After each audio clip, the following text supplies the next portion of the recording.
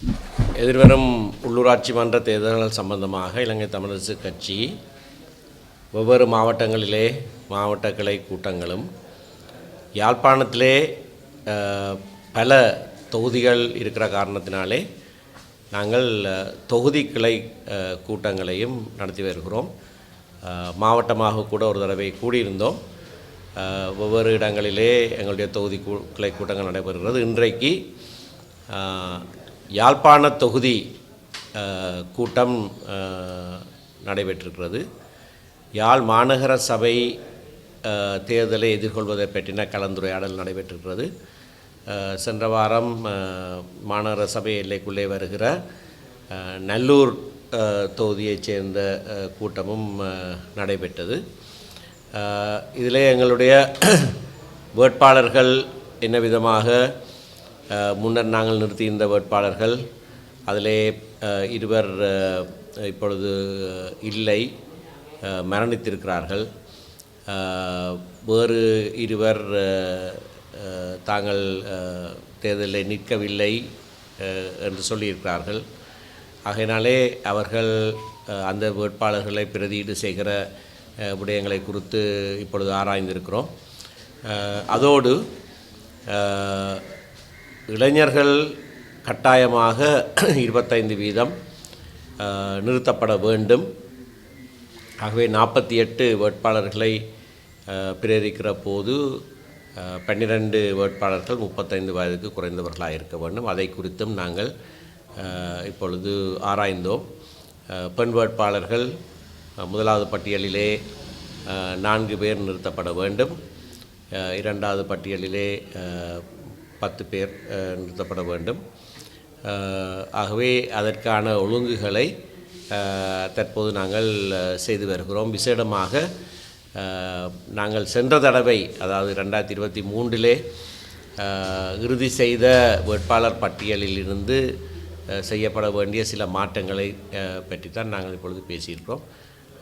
அவற்றை இன்னும் 2 நாட்களிலே அந்த பிரதியீடுகளை நாங்கள் உறுதி செய்து திரும்பவும் புதன்கிழமை சந்தித்து மாநகர சபை பட்டியலை இறுதி செய்வதென்று தீர்மானித்திருக்கிறோம். இருக்கின்ற உள்ளூராட்சி மன்றங்களிலே ஏனைய கட்சிகளுடன் சேர்ந்து போட்டியிடக்கூடிய உள்ளூராட்சி சபைகள் இருக்கிறது முடிவு. இது சம்பந்தமாக ஒவ்வொரு கிளை கூட்டத்திலே முடிவிலையும் ஊடகவியலாளர்கள் கேள்வி கேட்டுக்கொண்டே இருக்கிறார்கள். இது சம்பந்தமாக எங்களுடைய தலைவர் எடுத்த முயற்சி எல்லாருக்கும் தெரிந்த விடயம். அதை குறித்து அவர் ஏற்கனவே ஊடக சந்திப்பு ஒன்று நடத்தி விளங்கப்படுத்தியிருக்கிறார். எங்களுடைய கதவுகள் எப்பொழுதும் திறந்தவண்ணமாக தான் இருக்கின்றன. நாங்கள்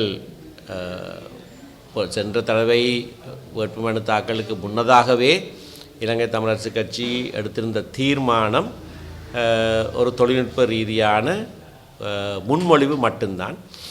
மற்ற கட்சிகளும் இணங்கினால்தான் அதை செய்வதென்று தீர்மானித்திருந்தோம்.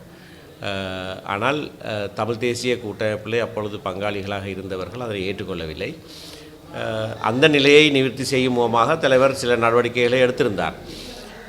ஆனால் அவர்கள் தாங்களாக ஒரு தீர்மானத்தை எடுத்து தாங்கள் வேறாக ஒரு கூட்டணி அமைத்திருப்பதாக சொல்லியிருக்கிற காரணத்தினாலே நாங்கள் தமிழரசு கட்சியாகவே தனித்து போட்டுவிட வேண்டிய ஒரு சூழ்நிலை இருக்கிறது. அதை நாங்கள் செய்வோம். தமிழ் மக்களுடைய பிரதான கட்சி என்ற வகையிலே நாங்கள் தேர்தலிலே தனித்து போட்டியிடுவதும் தயார், மற்றவர்கள் சேர்ந்து வந்து எங்களோடு இணங்கினால் அவர்களோடு சேர்ந்து போட்டியிடவும் தயார். ஆனால் நாங்கள் தான் பிரதான கட்சி. ஆகவே அந்த நிலைப்பாட்டிலே எந்த மாற்றமும் கிடையாது. யாராவது இனியும் வந்து சேர்ந்து எங்களோடு தேர்தலிலே போட்டியிட விரும்பினால் கதவுகள் திறந்துதான் இருக்கின்றன. தேர்தலுக்கு பிறகு நிர்வாகங்களை அமைக்கின்ற போதும் கட்சிகள் சேர்ந்து இணங்கி செயற்பட வேண்டிய ஒரு சூழ்நிலை நிச்சயமாக வரும். ஆகையினாலே அந்த வேளையிலையும் நாங்கள் மற்ற தமிழ் கட்சிகளோடு சேர்ந்து அதனை செய்வதற்கு தயாராக இருக்கிறோம். வீசாது என்பதுதான் எங்களுடைய நம்பிக்கை. ஏனென்றால் இது உள்ளூர் தேர்தல். அதனால்தான் நாங்கள் எங்களுடைய மக்களுக்கும் அதனை திரும்பவும் ஞாபகப்படுத்துகிறோம். நம்மூர் நம்மோடு, இது ஊர் தேர்தல், ஊர் விவகாரங்களை கவனிக்கிற விடயங்கள். ஆகவே நாடு சம்பந்தமாக மக்கள் ஒரு தீர்மானத்தை எடுத்திருக்கலாம். அது ஒரு அலையோ புயலோ என்னவோ நடந்திருக்கலாம். ஆனால் இது வித்தியாசமான தேர்தல். ஆகவே இதிலே ஊரிலே வாழ்கிறவர்கள் தங்களுடைய நிர்வாகங்களை தாங்களே கவனிக்க வேண்டும். ஆகவே அதனை நாங்கள் ஞாபகப்படுத்துகிறோம் மக்களுக்கு. அப்படியாகத்தான் முடிவுகளும் அமையும் என்று நாங்கள் எதிர்பார்த்திருக்கிறோம். திருவோணமலை, அம்பாறை போன்ற இடங்களில் சில பிரதேச சபைகளுடன் சேர்ந்து போட்டியிடுவதற்கு முனைப்பு காட்டுவதாக கூறியிருந்தீர்கள். அவ்வாறு சேர்ந்து போட்டியிடுவதற்கு ஏனைய கட்சிகள் உங்களுடன் இணங்கி வருவதற்கு சம்மதம் தெரிவித்து விட்டார்கள். கட்சிகளாக ஒரு இணக்கப்பாட்டை நாங்கள் அப்படியாக எய்தவில்லை. ஆனால் அந்தந்த பிரதேசத்திலே இருக்கிறவர்களுக்கு அங்கே இருக்கிற சூழ்நிலை தெரியும். ஆகையினாலே மன்னாரிலே முசலியை எடுத்துக்கொண்டால், அல்லது அம்பாறை மாவட்டத்திலே சம்பாந்துறை எடுத்துக்கொண்டால், அல்லது மட்டக்களப்பு மாவட்டத்திலே ஏறாவூரை எடுத்துக்கொண்டால், வவுனியாவிலே வவுனியா வடக்கை எடுத்துக்கொண்டால், அதை அங்கே இருக்கிற இனப்பெரம்பலை பார்க்கிற போதே தெளிவாக தெரியும். அங்கே இருக்கிறவர்களுக்கு தெரியும். 3ஆக 4ஆக பிரிந்து தேர்தல் கேட்டால் ஒருவரும் வெல்ல மாட்டார்கள் என்பது தெரிந்த விடயம். ஆகையினாலே அந்தந்த இடத்துக்கு ஏற்றவாறு சில மாற்றங்கள் செய்யப்படும்.